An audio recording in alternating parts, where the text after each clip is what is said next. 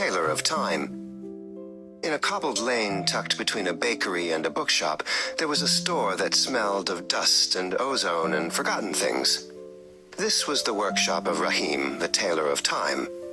He did not stitch with cotton or silk. His spools held shimmering threads of sunlight, dusk, and lost laughter, and his old sewing machine didn't hum with electricity, but with the gentle, steady tick-tock of 1,000 clocks. One night, a young girl stood in the doorway, her small hands clutching a piece of fabric that flickered and swirled like smoke. It was a piece of her future, and it was torn. "They say you can mend anything," she whispered, her voice trembling. "I had a dream, a fight, a heartbreak. Can you sew it shut so it won't come true?" Rahim took the fabric. It wasn't soft like memory. It was cold and brittle with fear. He laid the fragile piece of what might be under the needle of his machine. He chose a golden thread of a happy memory and pressed the pedal. The needle hovered, but would not stitch. Its edges were frayed with worry and darkened by doubt. "My child," he said softly, looking at the girl. "This was not torn by time." "This tear was made by fear," Rahim explained.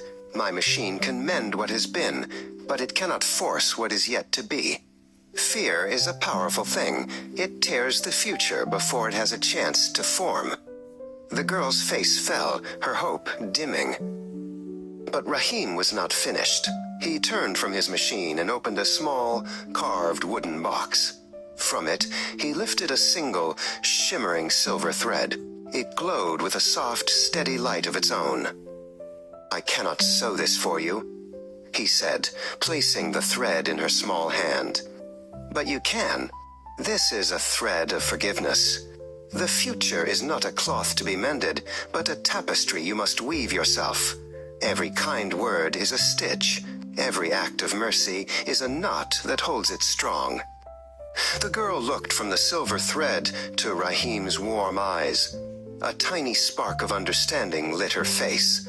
She closed her hand around the thread, gave him a small, grateful nod, and walked out of the shop. The next afternoon, Rahim looked out his window. He saw the girl in the park, offering her swing to a crying child. She was laughing, her face bright and open. Rahim smiled. He knew her future was no longer a torn scrap of fear, but a vast and beautiful tapestry she was just beginning to weave. Sometimes it wasn't time that needed mending, but the hearts that lived within it.